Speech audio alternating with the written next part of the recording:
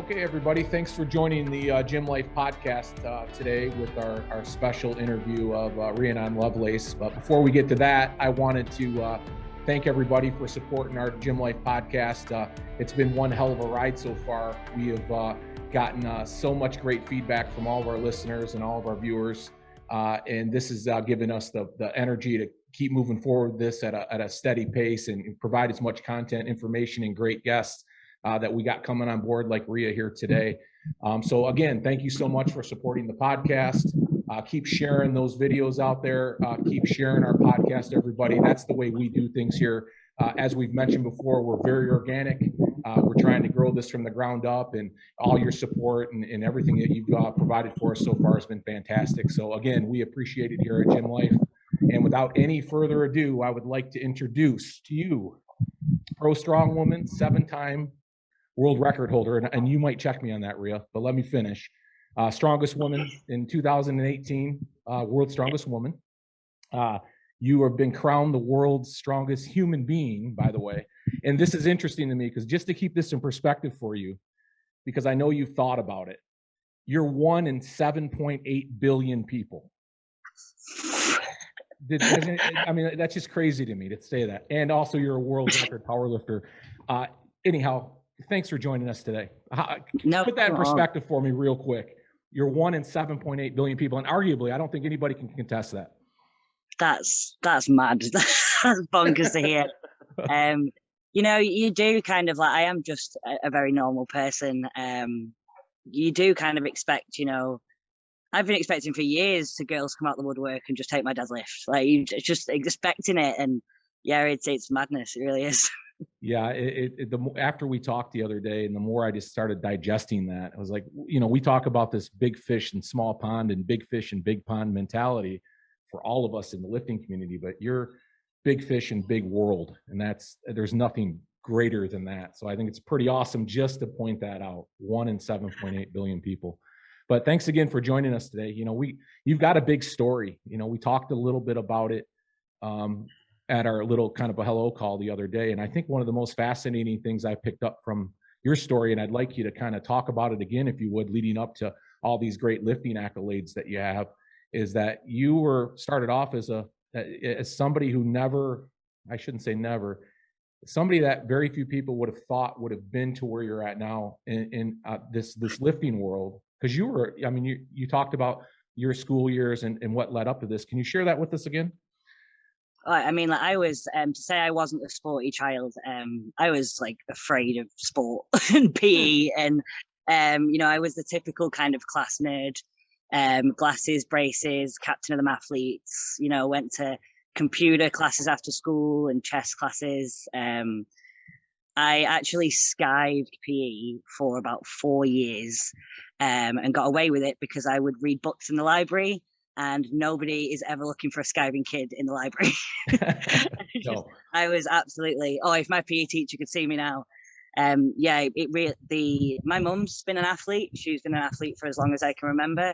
And the whole world just had no interest to me growing up at all. I liked my food. I liked my books. I liked my maths. Yeah, I was definitely a big geek all the way up until I started weights, really, up until about 14, 15. For me, it was just academia. I kind of had the idea of going to uni and either never leaving uni as a researcher, or my dream was to actually go and work with NASA, to be like the forefront of astrophysics. Yeah, you had mentioned that physics. Yeah, that's crazy, right? Physics. Yeah, it seems a whole life away. You know, as passionate as I am about strength sports now, that was me with maths and physics.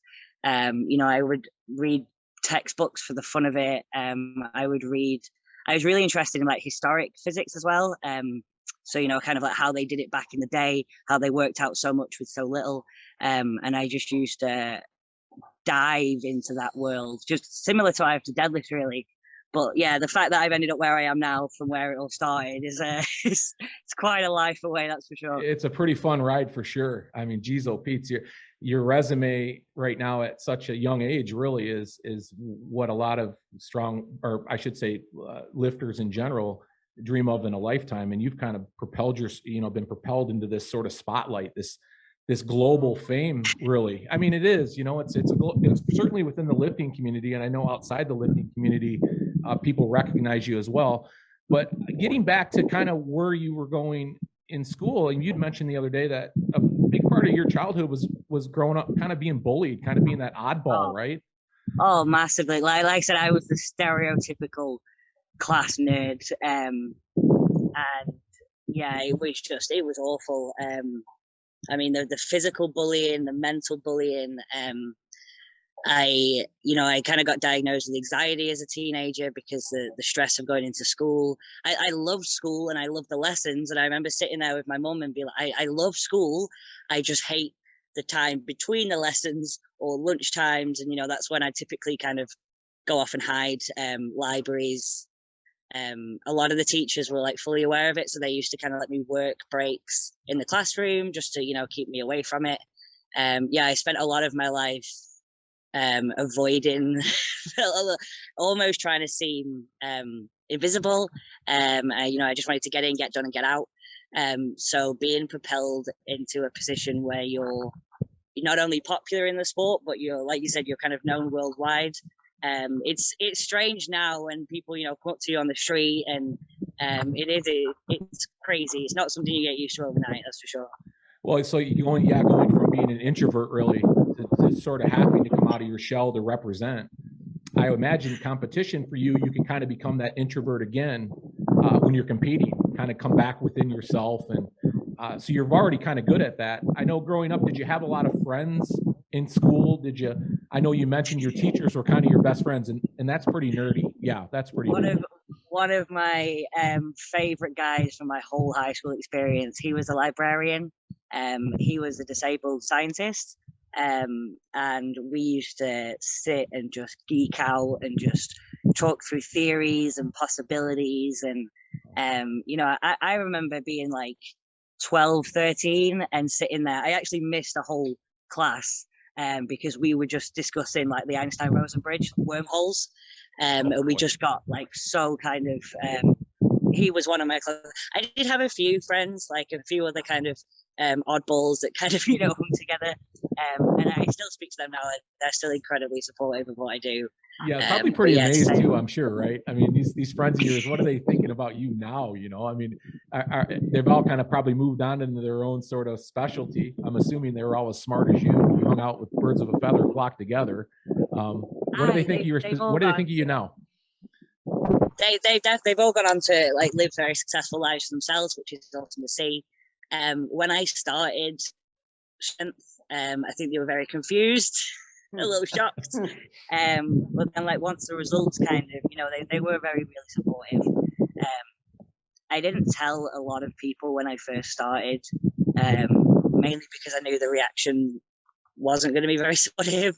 A lot of people laughed. I actually got told when I first started, funny story, when I first started, I actually got told by a guy in the gym to stop lifting weights and just stop trying to do this. Like, I'm not cut out for this. Maybe like the cardio machines are a bit better for me. And I remember crying in the toilets. There was like an 80-year-old woman working behind the desk. It was just like a YMCA, like local leisure center. And I remember telling that old woman, I was sitting there and I was like, one day I will outlift that man. He doesn't know. I was like, I will work hard and I will beat him. And I am stronger than him now. Yeah. Yeah. This guy, right. And he sees what you're doing. That's great. Talk about motivation. I'll show him. Now, real quick before we get into training, correct me if I'm wrong. You ended up going to university early, right? Yeah. I kind of got picked up in my first year of high school as being a bit further ahead. Again, I think this was just a lot of the reading that I did. When they taught us, I remember when they taught us electron shells in physics. I was like, that's not true. Like it's not that, it's this. So yeah, they quickly kind of like pulled me out. And they were like, look, if you want to start your GCSEs, you can. But you can't come to the classes. Here's the textbook. You can sit the exam. And I did it. So, and then we just kind of took on more and more. And then, university came, and again, it was still fully like astrophysics and maths. You know, it was that was the full steam ahead. It blows my mind. Not only are you the strongest woman pound for pound or human on the planet, but you might be the strongest and the smartest. Definitely the smartest in the lifting sports. In the lifting sports, no doubt. I think you've got everybody covered there as well. So you went from going to university and you when you first picked up a weight and started actually weight training.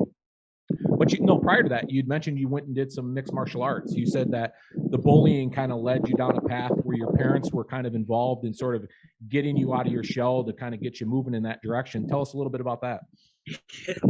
So I was getting, this was my dad's reaction to me getting really badly bullied. I'd been like physically attacked again. And he was like, "What did you do?" And I just didn't do anything.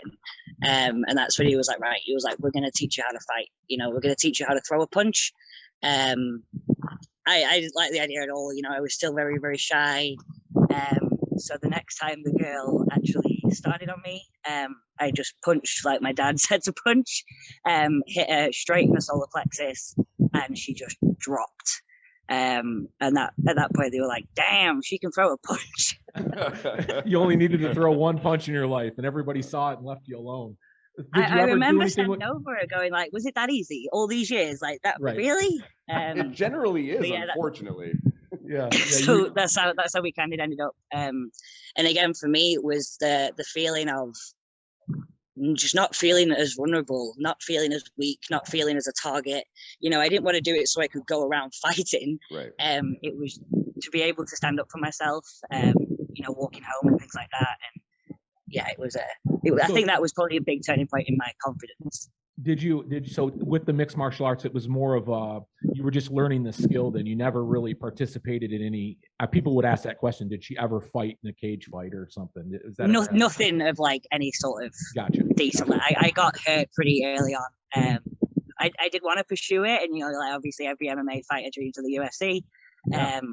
But yeah, that got cut short pretty early for me. I have no doubt, Ray, that you would have pulled that off. I have no doubt in my mind. That's an interesting side note to a different universe if you could have done that. Well, listen, nowadays, proof's in the pudding. If you want to go fight in the UFC, you can. I think you might have strongmen are boxing nowadays, right? Yeah, absolutely. Eddie's getting ready for boxing, Thor, and all that stuff. So you might be right behind him in something like that eventually. Oh yeah, it's definitely like all these avenues are like. I'm still only 25. Yeah. We've kind of been talking about like WWE as my future, or wow. Maybe even UFC, but for now, Strong Women has my heart. Yeah, right. Ride this out as long as you can. What a ride you're on.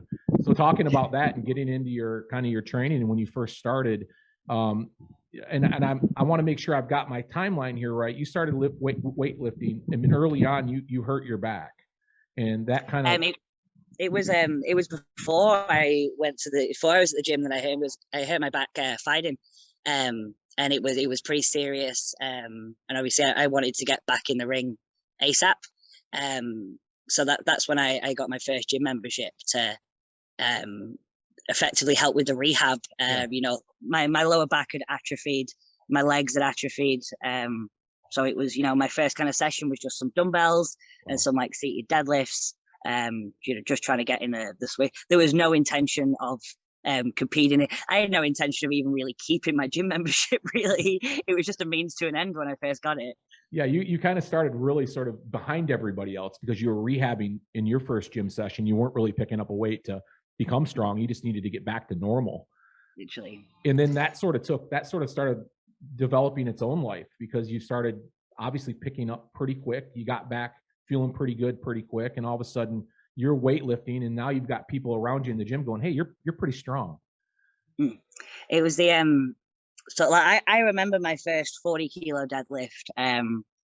I cried. Like I still remember that emotion. It was a good number of years ago now, but the feeling that I can finally do what all these other girls do. Yeah, okay, it's a lot more weight than me, but I can do it. I've come from not being able to walk properly to, there's now weight on the bar. And so I started training in the gym. Again, I was still getting pretty bullied from everybody in my school. So I was training at like 5, 6 a.m. With all the the really old men that were really sweet and just kind of let me crack on and do what I did. And I formed quite a close relationship with these random men, really. You know, we were training together 5-6 times a week. You know, you got to know like their wives and their kids and their backstory and things like that. And, you know, just week in, week out, a little bit more weight. And then I remember one of them came across and said, like, you know, you should compete in this.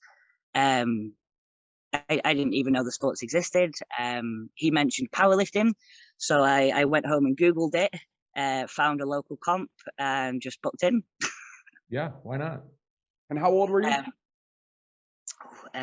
16, 17, something like that. I remember telling everybody, everybody laughed pretty hard. Yeah, you know, they were still like, you know, you're still not like fully physically able and gotcha. you're going to go compete in strength sports. My mum was the only person that she just turned around and she was like, okay. She was like, how do we do this? She was like, where do we need to be? What do we need to do? Let's do it. That's awesome, because you had mentioned your support there, and I when we had chatted prior a couple of days ago, I thought it was kind of funny that you've got this massive intellect behind you and this schooling, and you're going in this crazy physics direction at university, and then all of a sudden you turn around and say to your parents, "Hey, I decided I want to start lifting weights." And you said your mom was an athlete and she was really supportive of you.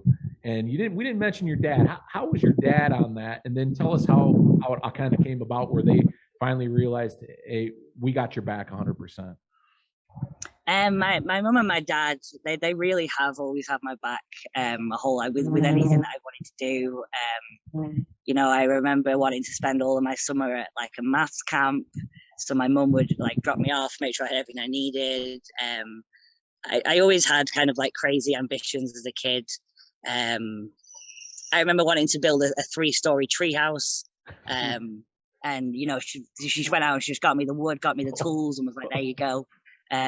Me and my little mum rocked up to a big powerlifting comp. I think we were the only girl there, if not one of a few. No idea what I was doing. But yeah, me and my little mum rocked up.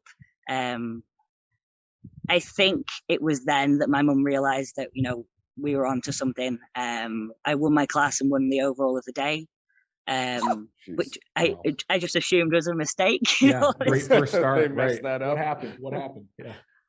And that's when we got invited to the British. The British was only like a month afterwards. So, you know, I just said, I was like, look, you know, we can just go and I can just do my best, you know, that's, and I won the overall there and qualified for Worlds. And that's when my mum was like, you know, you need to go. She was like, you need to go do this. She was like, wow. I don't know what's good. She was like, but they're telling you you're good. You need to go and do this.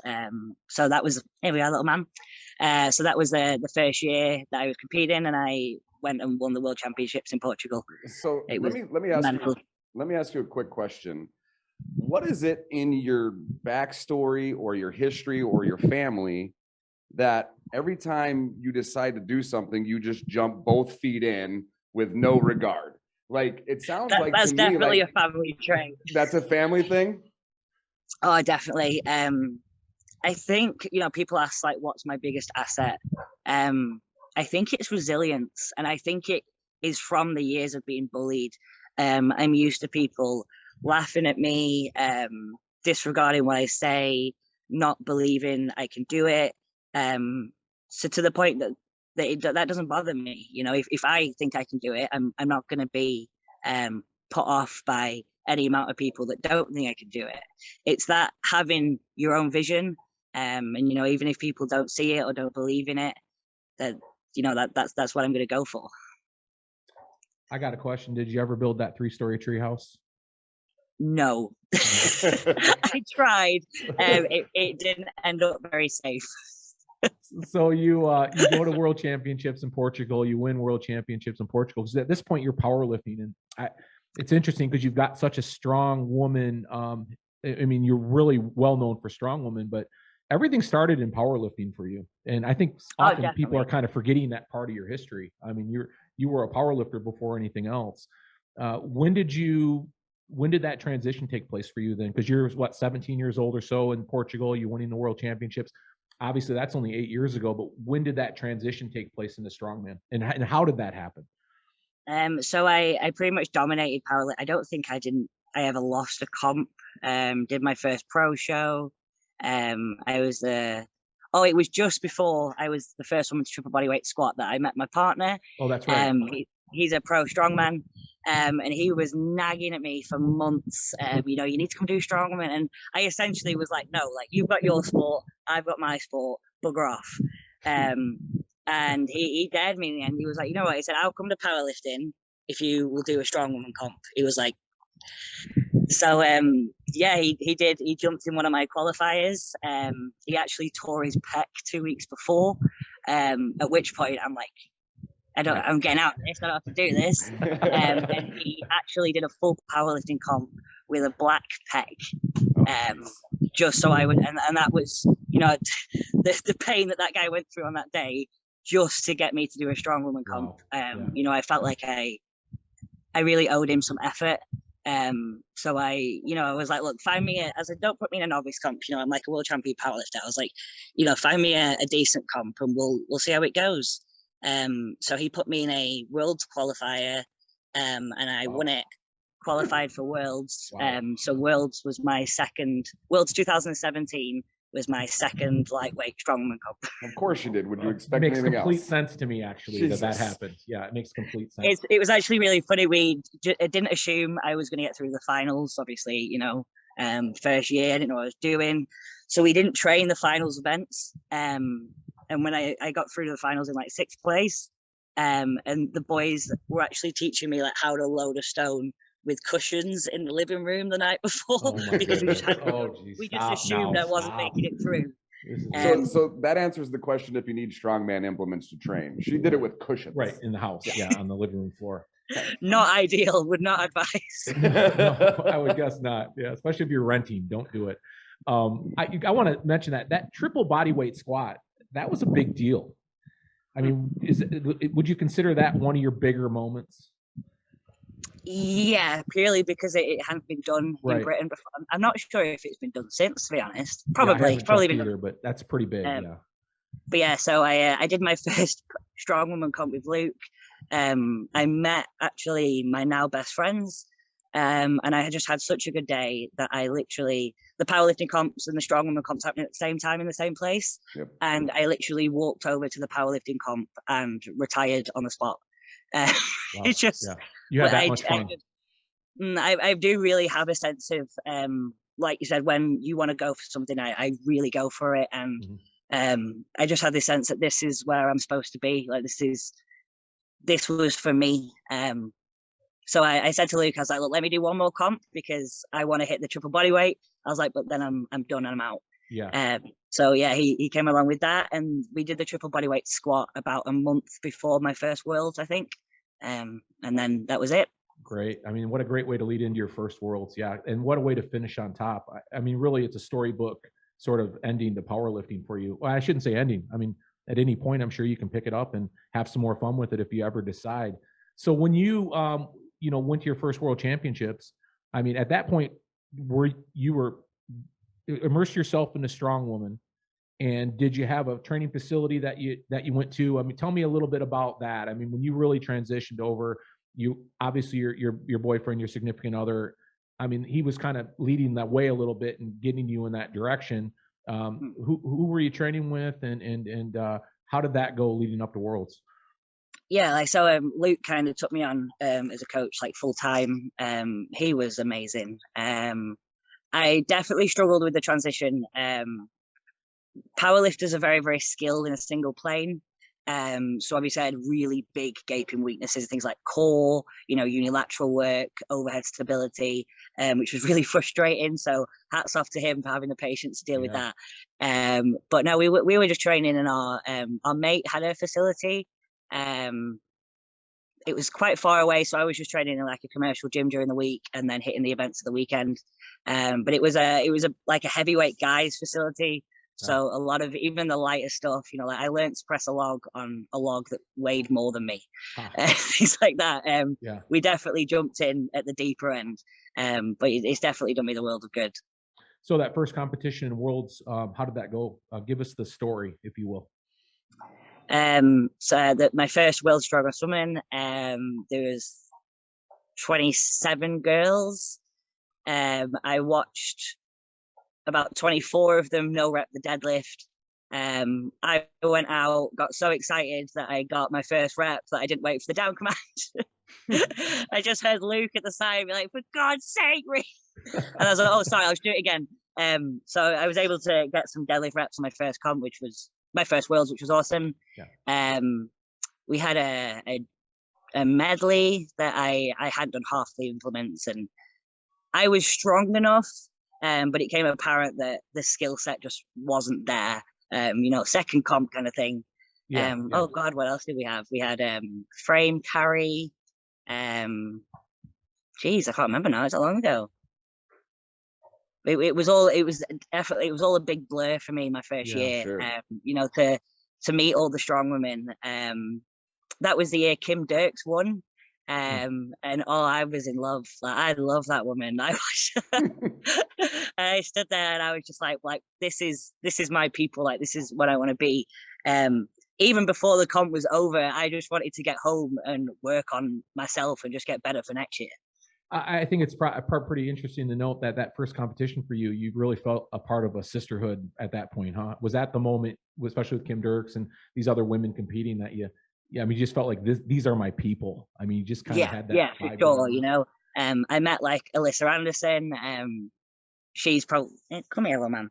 She's probably one of the closest middleweights to my deadlift, phenomenal deadlifter. We're like ridiculously good friends. She ran straight over and was like, "Oh my God, hi, like, you're amazing."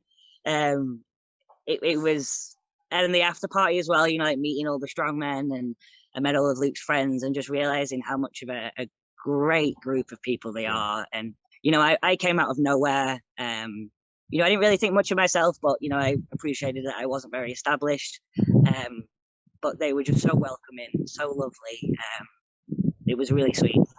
What was your first big win after that, as you're competing and getting ready for all these other these resume builders that you have? I mean, what was that one victory in the beginning, and not necessarily your biggest one, but the one that you kind of got to after you worked on all these things that you were, filling those blanks that you did and you were really proud of? I mean, was there that moment that you said, "Okay, man, I'm really, this is a moment, maybe won't go down in the record books, but I really, this is one I won't forget"? Gosh, probably the whole of 2018, to be honest. So we got back from Worlds at the end of 2017, and I was like, this is what I want to do. I called my mum. I told her that my money to buy my first house is not going to go in a house. I'm going to buy a gym with it, and I'm going to open a gym. So we opened in 6 weeks of, I quit my job.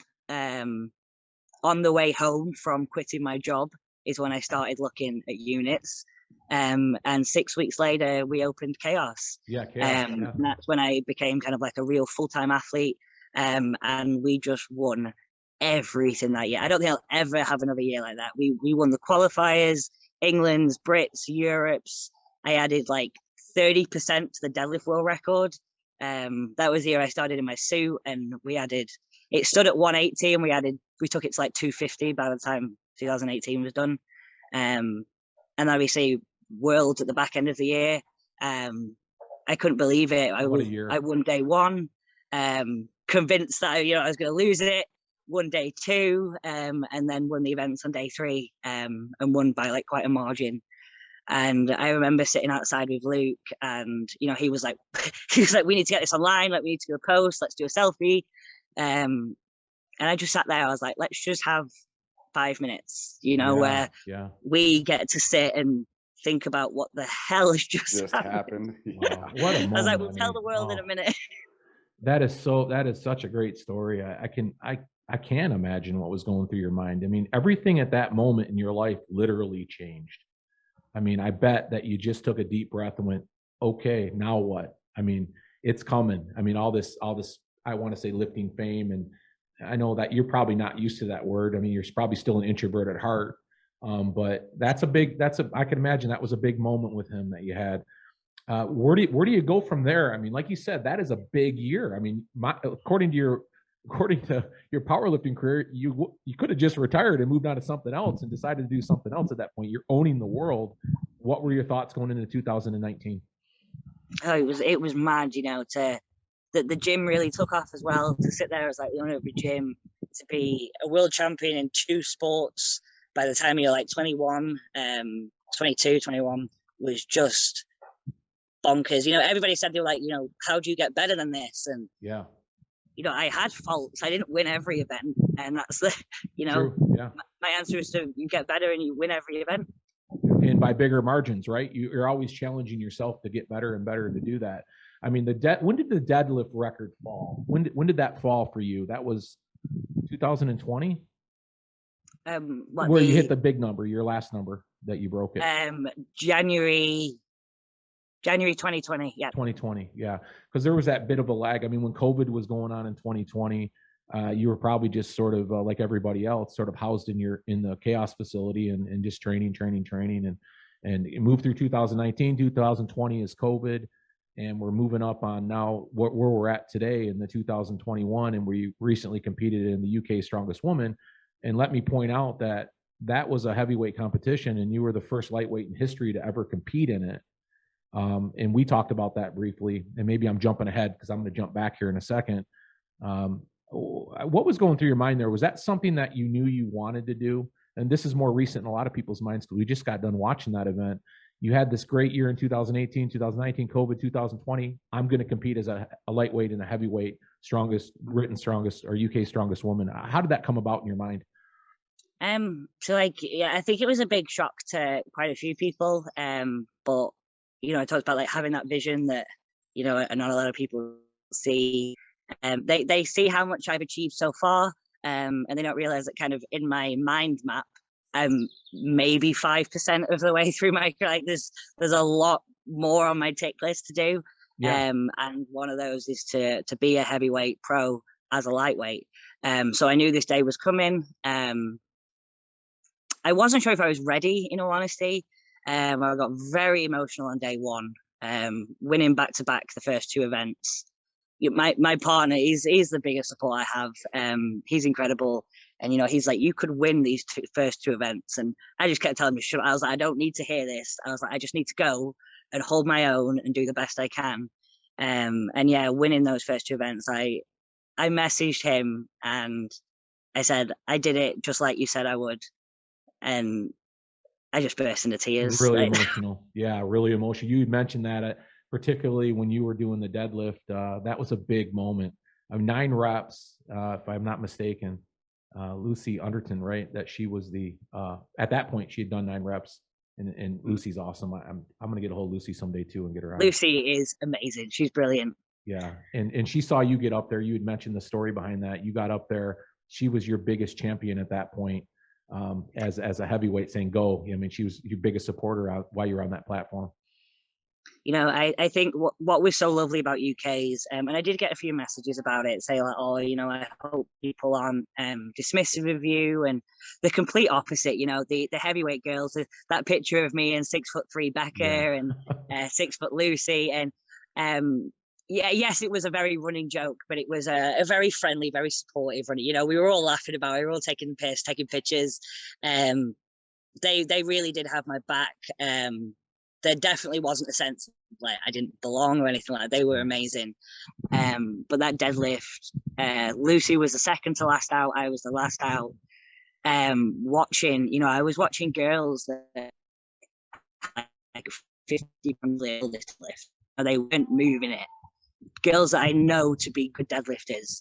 And obviously Lucy went out and she just repped. That is fine. I'm fine. This is fine. But no, she did. She waited at the bottom of the stairs for me. As I went up, she was like, the bar's wet. Here's a towel. You know, she's actively helping me. And she stayed by the tower till I'd finished. And then just give me literally the world's biggest cuddle. And I just was like, rep at a time. When I got to rep 5, that's when I was like, we're going for the 9. Like, we can do this. Yeah. I did try for the 10, as did Lucy, but it just wasn't there. Wow. But to tie with the greatest heavyweight deadlifter of all time. Let's be clear, the heavyweight record holder. Yeah, I mean, Lucy, and well, you two own them all, so yeah, she's got the top down. Between us, it was really nice to get that head-to-head as well. You know, never before have we had a platform where we really could push head-to-head, you know, to fight who does have the better deadlift. And I just think to come away tying, it was amazing. It was so amazing. Yeah, and what other sport can you do that, right? I mean, the strong man, strong woman provides these unique opportunities to compete, and you were there, and not a bad day one. I mean, talk about a perfect story. You're in second place in day one, if I remember, and it was behind Lucy, right? I mean, that she was she okay, yeah, and then you go into day two. Now, when did you hurt your bicep on day one? Yeah, no, I hurt my bicep at the start of day two. Oh, okay. There were some sketchy moments day two. At the end of day two, I was just happy to have got through it and not be in the back of an ambulance. We had like 2 medical issues. I was just concerned about my bicep. Obviously, everything was bicep heavy. Yeah. And then we had a major issue with my blood pressure plummeting halfway through the day, which was terrifying. That was just before log press. So I hit the deck twice on log. You know, it was 95 is a comfortable weight for me to press, and the stars were. I just couldn't stay conscious. But again, in the back, you know, the team were amazing. They were just chucking me stuff. Everybody making sure I was okay. And then the sandbag mass distance. All that was going through my head was just like, don't go unconscious. Don't pass out. Don't be that video. Yeah, don't go viral. And I'm like shaking it off. But overall, you know, even taking out the issues I had to deal with, I'm mega proud of myself. Mega happy. Like, it was just about wanting to be there and look like you were part of it. And to be able to be in some of the positions we were in was just, you know, bicep or no bicep. Yeah. And you finished. I don't think. Yeah. You finished, and that was to me, I mean, you made it through the day, and to be able to enjoy the end of the show with those girls. Yeah. Definitely. Could I have kind of clawed a few more points here and there? Probably. But, you know, they scrapped the points from day one, which is obviously a massive kick when you just won 2 events. But, you know how the sport works, you know, the comp work going in. And the right girls won. You know, the overall performance of Donna and Becca and Lucy were just top notch.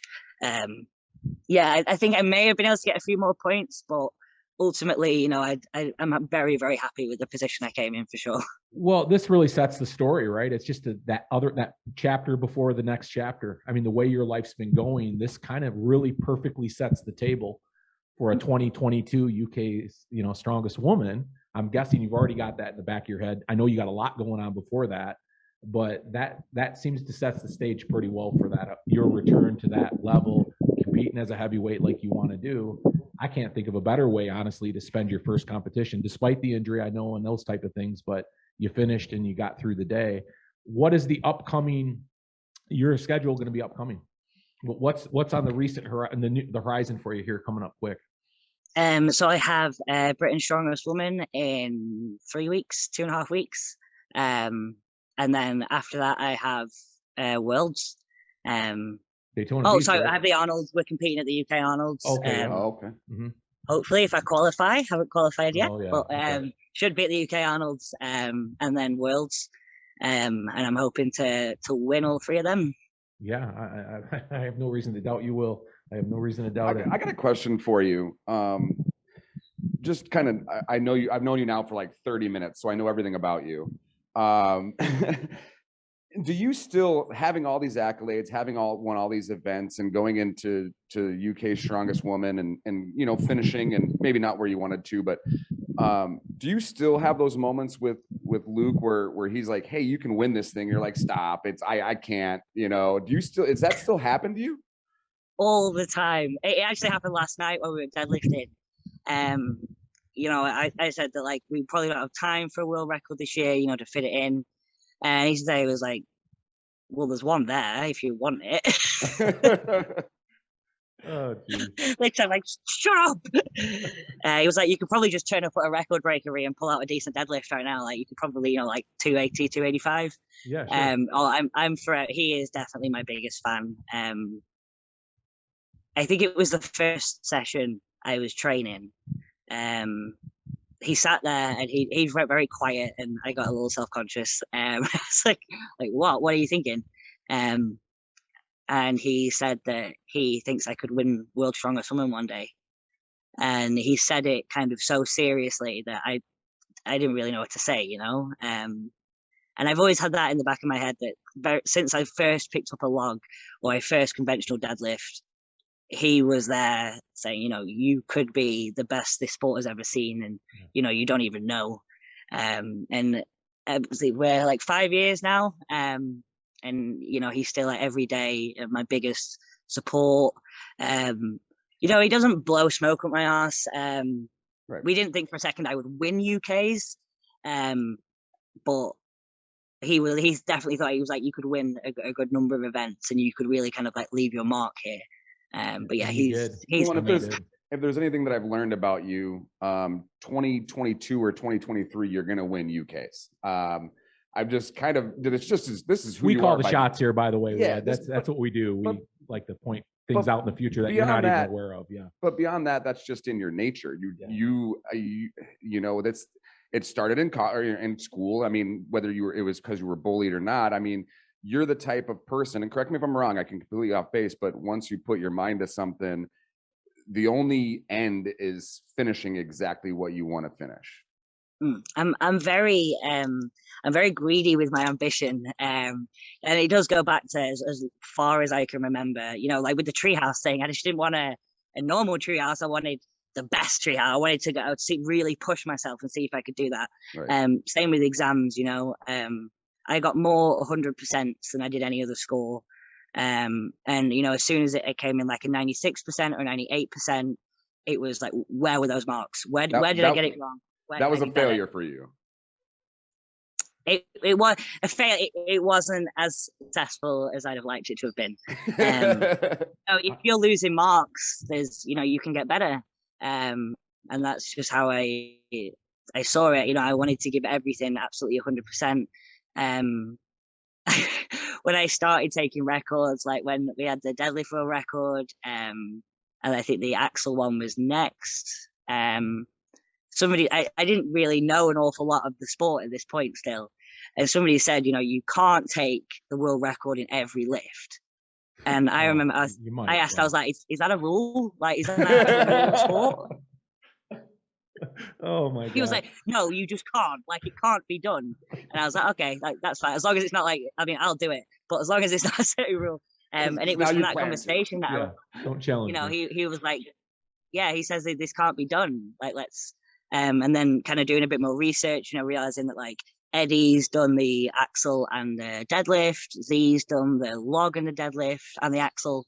You know, the most you were seeing was pros breaking the world record in like 2 or 3 events. Right. You know, you were never seeing it in kind of like 6, 7 or all of them. And what better way to prove yourself the world's best than stand the world's best in everything. Oh my gosh. And I keep going back to this damn treehouse. Why do I think someday you're going to build a 3-story treehouse? I just have a feeling it's going to happen. It's an unfinished you know, business. Probably. I have a bit of an issue with kind of like picking up things that aren't finished. And it was the same with the gym, you know, like as soon as we kind of got the gym, I was like, right, you know, I don't want this to just be a little strongman thing. I want this to be the best, the most well-equipped, the most supportive, the best. I've always wanted to kind of take it to that next level. But that came from the physics, you know, when you're working in an industry like physics, being one of a few good doesn't really cut it. You know, you really, especially if you want to be at the forefront of physics, you need to be undoubtedly the world's best. And it's that being very, very good isn't enough. I need to, I want to be that step ahead. Well, what I find it does is, and I'm sure you can see this now too, you're pushing the boundaries, and behind you are all these women now that are, I mean, you're kind of you're pushing the game, really. I mean, everybody's picking up their game now. You're leading the way at the moment, and certainly I don't see that changing. But I mean, you're upping the game now of all these women that are coming up in strongman, and we see it over here in America. And you and I talked about that a little bit. I mean, we're a bit behind the Europeans when it comes to that. And strong woman and strong man, we've caught up, right? Brian's been a big influence now over here for that. But you're the one kind of like you're showing the way. Do you feel like that a little bit? Do you feel that pressure on you representing? Yeah, like we've got a documentary coming out. It's called The Weight of the World, and you know it does get to me at times. I feel like I have obviously not only my expectations, my partner's expectations, but sometimes you know the whole sport. Yeah. Especially at UK's, you know I felt the weight of every lightweight in the sport. You know, this was my chance to prove that we can hold our own. And if I mess this up, that question's going to be answered not the way we want it answering. And, you know, I need to do all these people justice. You know, there's so many amazing lightweights that are coming through. I need to get this door down. So when they come through, the door's open for them. But yeah, a lot of what we do, you know, you've seen when I first started, the deadlift was 180, the world record deadlift. It now stands nearly 100 kilos more than that, and 200 is almost a common pull for a lightweight. Right. I don't want to say common, it's still incredibly elite, but you know, 200 used to be very, very rare. I think we've got about 5 or 6 in the UK now that can pull 200. Like it's not. Yeah, that's what I'm saying. You've really kind of pushed that envelope for everybody. And just what we can do as a job, you know. Somebody said, like, what's your ambition? You know, are you going to keep physics? I said that I want to be a full-time strongwoman. I want to work in this industry full-time. I think I can bring a lot to the table. And they were effectively just laughed at me. They said it's incredibly hard to make it as a pro strongman as a bloke. Even then, you know, you need to be a heavyweight man. The fact you're a woman, the fact you're a lightweight woman, and the fact you're a young lightweight, you know, you're a junior lightweight woman. You're like, this isn't going to work. You know, you're not going to get the seminars. You're not going to get the bookings. And, you know, we are here like 5 years later. You know, I do MC, I do obviously the coaching, I run the comps, we do workshops, we do seminars. We really have proven that, like, if this is your ambition and this is what you want to do, it can be done. Yeah, I think it's just amazing. I think your entire story is pretty amazing. You've got a great group of people around you over there in the UK that are training with you. And we talked a little bit, and I'd like you to kind of talk about that UK strong woman scene. I know you, every chance you get, I watch your interviews and other podcasts and stuff. And you've always got you've got a great sisterhood over there. Can we talk about that for a minute? I know we talked to Donna more ourselves on our end. We're hoping to get an interview with her, because I think there's just so many great European athletes. And don't get me wrong, I've got all these American strong women now looking at me going, hey, what are you doing, selling out now? But I'm joking, of course, but no, I'm not. I just think the history is there. And could you talk about that for a minute? Just the history of because strong woman's been around a long time over in the UK. It's not a new sport like it is in America. And it's not new here, but you've got a lot more great competitors that have come out in Europe. Can you talk about that? You know, I really do feel almost a bit like a mum of the British girls. I do feel like that motherly affection. You know, I care about them. If any of them were to call me and just, you know, had issues or just wanted to talk, it wouldn't be a problem. I do. It is a family, especially the pathway, you know, as soon as you start getting on the British scene, all the girls are incredible, you know. Yeah, okay, you know, you get a big group of girls and, you know, you have, you know, people don't always best friends, but the respect is there, the support is there. I was the commentator at England Strongest Women this year, and to see, obviously, not only the names that you know and the girls you compete against just get better and better. You went down that, man. Go on. But the new girls that were coming through, you know, they're the new members of the family. You get to meet them, you know, you get to kind of like help them on their way. And then obviously, you know, it was these girls earning their spot to compete with me at Brits. Sure. And yeah, it was a very motherly feeling. It's very, very close knit sisterhood for sure. Yeah, I get that. I really do get that about that scene over there, and I just think it's just so awesome. And we're developing that over here. We are, and we're trying to be ambassadors of that ourselves, because we're trying to get these strong women and strong men over here have done a pretty good job of it, but now I'm a huge fan of the strong woman scene over here as well. And I just love the opportunity to talk to you about that, because it really, there's something to be learned from that UK scene. I really believe that. It's just so much fun to watch you girls interact. I watched a video of you recently, you and Eddie doing a strongest man versus strongest woman. You pretty much dominated him, by the way. I mean, that wasn't even close. That was probably hard for Eddie Hall to deal with. That was the official pound for pound champion. That was the official pound for pound championship. How much fun was that? I know you and Eddie are friends and you've trained together and stuff, and he's certainly a big name over here, but tell us a little bit about that relationship. Uh-oh. Did we lose you? Eddie's and my first reply, I was like, dude, have you done the maths here? And he was like, yeah. He was like, you'll kick my ass. He was like, the internet will love it. He was like, just bully me for 2 hours. He was like, they'll love it. He did actually manage to win an event. I think he won the overhead. But no, he's such a great guy. And, you know, I did really sit and think about how many pro heavyweight men would effectively sacrifice themselves, because that's what he did. You know, he walked into the fire knowing full well he wasn't going to stand a chance. But just to give women more limelight and more exposure, you know, I don't think there are many pro heavyweight men whose ego would deal with that. You can tell that that's the kind of guy he is, and he's got a ton of respect over here, because he's just lighthearted. He understands the fun of this. It's not all serious. Yeah. I've enjoyed Eddie since the beginning, and his story is awesome. And hopefully he heals up his injury and gets a chance to kick some ass in the ring eventually. I picked Eddie. You did pick Eddie. You did. Yeah. You know what? Obviously, like I've not seen anything from like Thor. I've not been over to Iceland or anything like that. But like I've been to Eddie's place. I've seen where he's training. It is no longer a strongman gym. It is a full state-of-the-art boxing gym. Wow. He has spared no cost. He has the best people there training. You know, I was reading through some of like his workout routines, and you know, he's taking this real seriously. This isn't gimmicky then. Like, you know, a lot of it's projected as being gimmicky. These guys are training their asses off. Yeah. Obviously, Eddie is gimmicky, you know. Yeah. That's why he's a household name. That's why we love him. Yeah. Yeah. He's managed to take strongman mainstream. You know, he's the first person that's become a household name, and he's done that through gimmicks. You know, the Beast, all that kind of stuff. So yeah, he's definitely pushing the promotional side of things as he should. But in terms of what's going on backstage, I was a little speechless, to be honest. I was very impressed. Wow. Very impressed by him. Well, that's got to be interesting to you in the back of your mind, because you're going to have all these opportunities. And I know you don't think about them too much. I mean, because you're preoccupied with what you're focused on in the sport right now.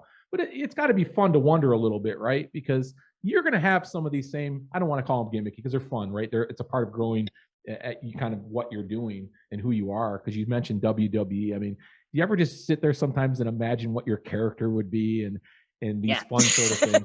I can. Yeah. She's got it drawn up. She knows exactly who she'll be. I bet you do. I do have it drawn. To the point that like I plan to get some more tattoos and stuff over the year, and it's all going to kind of like tie in. Yeah, it's definitely, you know, to be able to, what I'm really enjoying over the last few years, obviously is the kind of like effect that I have on the strong women. But what surprised me the most is the kids. We're actually in the middle of bringing out a Lovelace sticker book and coloring book. Yeah. And you know, the messages that I get of when I was setting the Axel World Record, you know, there were kids in the audience doing it with little umbrellas, and you know, you really are inspiring the next generation, and that's, you know, apparent. And I want to have the products there, so if children are interested, you know, they can get a strong woman coloring book and they can learn about deadlifts and about pressing and tire flipping, you know, while they're just, you know, they're not in any harm's way. But, you know, it keps them interested. You know, I have 2 daughters myself, and I just think we're in a time right now that's just so important. And Robbie and I talked about this the other day, the empowerment of women. And I know that's maybe a little overused, you know, because you hear it a lot, but there's a lot of truth behind that. And representing, you're not just representing a strongman community or representing athletes. I mean, you take, like, I hear that weight of the world thing, right? I mean, that's kind of a big part of that. This youth of these young women out there now, they're looking at, lightweight, Rhianon Lovelace, and saying, wow, this is inspiring. Tell us a little bit about that. I mean, do you feel that weight as much as anything else? Oh, massively. I actually suffered with body image so much growing up that I was bulimic for a number of years. I started my relationship with my body. It was real rocky, as many teenage girls are nowadays.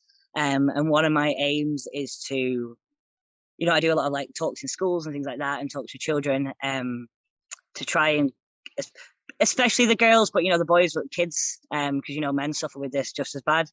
That catch them before they're 14, 15, and the body issues really start seeping in, and teaching them in ways of how they can, you do this and you can feel great, endorphins, and how proud you are of yourself, and the relationship with food, because that's what it was for me with bulimia. I just couldn't be skinny, and that was all, as a girl growing up, that I wanted that was all that you were told is beautiful. Right. Yeah, right. That's all that you were told is valuable and worth having, and to try and catch the children before that age, and teach them that my relationship with my body is better than it's ever been, and it's not because it suddenly is the most perfect thing in the world, but because I'm just proud of it.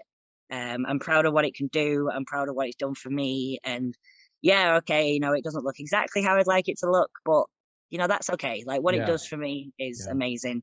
And to be able to give that to the next generation of women, that you are strong, you are powerful, would just be a true gift, a real gift. Well, I think you're doing that. And I can't wait to see all the stuff you got coming down in the future, certainly with some of these new things outside. And I can't wait to watch it for another 5 or 10 years or however long you want to do it, load the stones and right. If you can, right. I mean, it's a sport dealing with a lot of injury, but so you're working on a couple records right now. We talked about your log press record. That's going down real quick here. Yeah, the log is the last one of my lightweight trump cards, and that's it. And that's with the set. And then it will be, because obviously we've won Brits. I'm hoping to win Brits for a third time this year. Hopefully Worlds for a second time. And then we will look at moving up and starting to collect the records of the category above. Obviously, I already have the deadlift, and I've broken the silver dollar. Yep. So it will just be working towards like the axle press, the log press, the stone. Very nearly got the stone last summer. So we should only be talking a number of years, less than 5. And then it's on to the big records. Yeah, right. Big records. Yeah, it's crazy. Own them all in every category, and then I'll go to the big ones. I love it. Yeah. And then we'll watch. I'd like to. I'm unsure how realistic it is, but my aim is to have broken every world record in every category, and have won world strongest woman across all the categories. It's one of those, like, you aim for the moon, you land amongst the stars kind of thing. Yeah, you can hardly go wrong. You're going to be right where you want to be while you're doing it, and the fact that you can do what you love to do. I was the first lightweight to ever break a heavyweight world record last year with the silver dollar. Yep. And that was tough. That was real tough. That was, we had medics at the ready on standby. To hear kind of, I have to go through like medical assessments before I compete to make sure I'm, all healthy, and to hear, some of the things that they perceive as being an issue is real nice just before you go. Yeah, no doubt, right? Isn't it crazy? And you're right in the middle of it, in the prime of your career. Honestly, I don't even think you're in the prime of your career yet, which is crazy to say. I think your best years are yet ahead of you.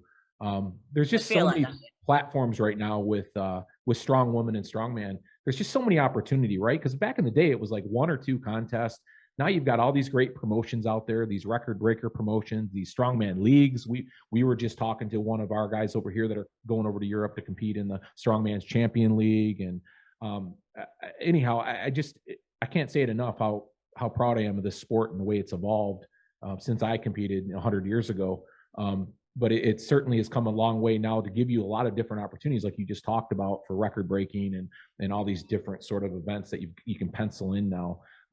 What's the UK scene over there? What is the big organization over there that you guys compete through, or are there several? So the thing with the UK is we don't actually have so you guys have like Strongman Corp and the USS. Yeah. We don't have kind of like a singular body. So obviously Glenn Ross and Ultimate Strongman did UKs. And then we have Ant Brown with CA Promotions. He does our Brits, like the girls' Brits. But very much it's, there's some amazing promoters out there. Luke's doing a lot more. He's going into like full-time promotion. You've got like Lean Bodies are running great comps. And there is a pathway, but not necessarily kind of like a federation in itself. We see a lot of the fallout and a lot of the rivalry that happens in America between the two federations. That's true. And I think the fact that, the UK is obviously geographically so much smaller. We can get to a comp at the other side of the country. Like that's not it's a 5-6 hour drive. Whereas obviously for you guys, it's sure a lot harder to work that out logistically.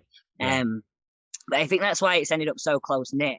Because there only is kind of like a finite amount of strongmen in the UK. And we do kind of all really get to know each other. We all tend to like day trip to different gyms to kind of like meet up and things like that. And that just wouldn't be logistically possible in the US. No, you're flying right. and things like that. Yeah, that's what I admire about that UK scene. I mean, there's that definite brother and sisterhood going on over there. But it sounds like your pathways are still there, and I imagine a lot of them are invite because people, especially stateside here, we recognize a lot of international athletes at your caliber and those around you. Anyhow, you're coming to Daytona Beach, right? We're trying to get down there. I think we're gonna come down and say hi. So at least I can officially That'd be in awesome. person. Yeah, I can't wait. Yeah, there's just so many people we want to see down there. And I appreciate your time with us today, but I have some quick rapid fire questions for you. Okay. And, they're not difficult and nothing's embarrassing. I'm just curious. Who's your favorite strongman outside the UK? Right now, Novikov. Really admire. Obviously, I admire the fact that he's young. I admire the fact that he has had, difficulties, like the fact that he's had to learn English. That's brave. That's hard to do. Yeah. But I also really admire and appreciate the sense of athleticism, and agility in speed that he's brought to the sport. I think it's Novikov hands down for me. Yeah, crazy fun to watch. Good. Your favorite strongman in the UK? Really? Can I have a pass on saying my partner and say Eddie? I was hoping you'd say that. You absolutely can't say him. I was like, what are you thinking about? Your favorite strong woman outside the UK? Do you follow a lot of American or a lot of international strong women? Kim Dirks for me. And because I saw her win the 2017 Worlds, the moment she loaded the last stone, I was just in awe. I know I like out deadlift Kim now, which doesn't seem real. That doesn't seem to have like processed in my head. Yeah. But for me, I see her and like her partner, her and Adam are awesome. Yeah. She's just amazing. Everything she stands for as like a coach, as a person. I think she looks amazing, and obviously her ability is just top notch. And your biggest, I know this is probably not one you'd like to answer because you have so many women in the UK that you admire, but is there one in particular that you would say, that, biggest influence on you as an athlete and as a person? Inside of the UK? Yeah. I've got to go with Annabelle Chapman. She is one of my athletes, is very, very biased.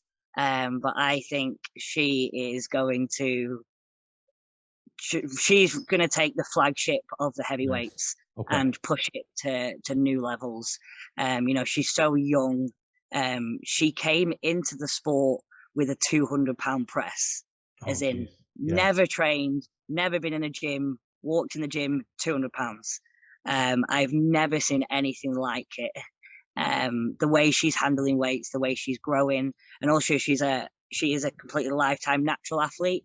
And I think there's so much stigma, especially with the heavyweights, about, you know, is this possible to do as a lifetime natty? And Annabelle she's really going to open doors and inspire, and she's just an amazing person. Right. Annabelle Chapman. Okay, we're gonna make note of that in any way possible. I like that. What kind of music do you work out to? Really cheesy stuff. It's not Fleetwood Mac, though. We already made that clear when I talked to you. Despite your name, it's not Fleetwood Mac. No, I like a lot of trap music. I like the drum and bass. I don't struggle switching on. I struggle staying focused and probably not getting too aggressive. So for me, you know, a lot of people listen to music that makes them aggressive. For me, it's about calming down and staying focused. So yeah, I like a lot of like The Greatest Showman quite a lot. That's good. That's different. Yeah. That's usually what I'm listening to before I hit my big lifts. It's, you know, it's something very calming but energetic, and just keep me really focused. And it helps keep the nerves and the fear away as well. Sure.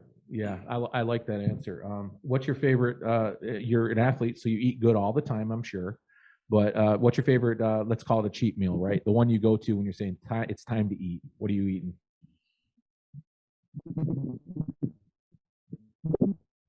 Pizza, without a shadow of doubt.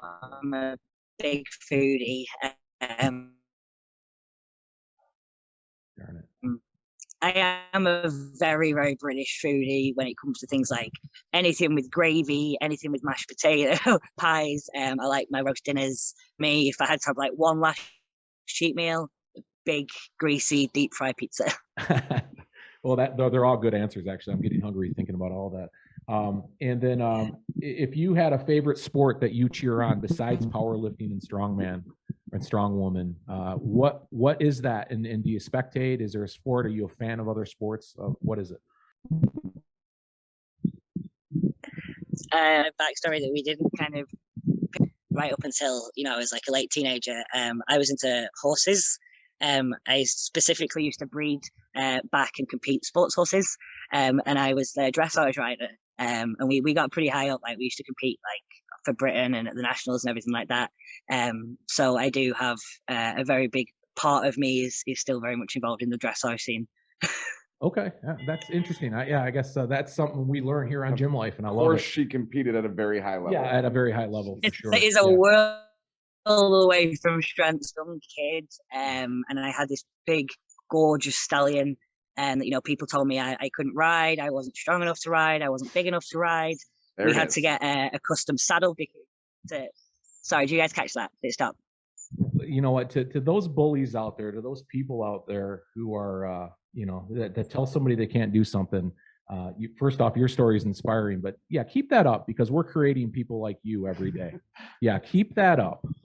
I wouldn't say keep. No, I say that jokingly, but it just, you know, it gets you going. Certainly, you're an example of somebody who's used that as a way to, you know, burn your fire. So good for you, Rhea. I want to thank you so much for joining us today, and you represent what Gym Life is all about. I say that because we believe in Gym Life. There's a backstory to all of us, and yours is quite frankly amazing. And I can't wait to meet you in person. And I can't thank you enough for being on our small podcast here. And we're going to share it. I'm sure the response is going to be amazing. So we just want to say thank you very much.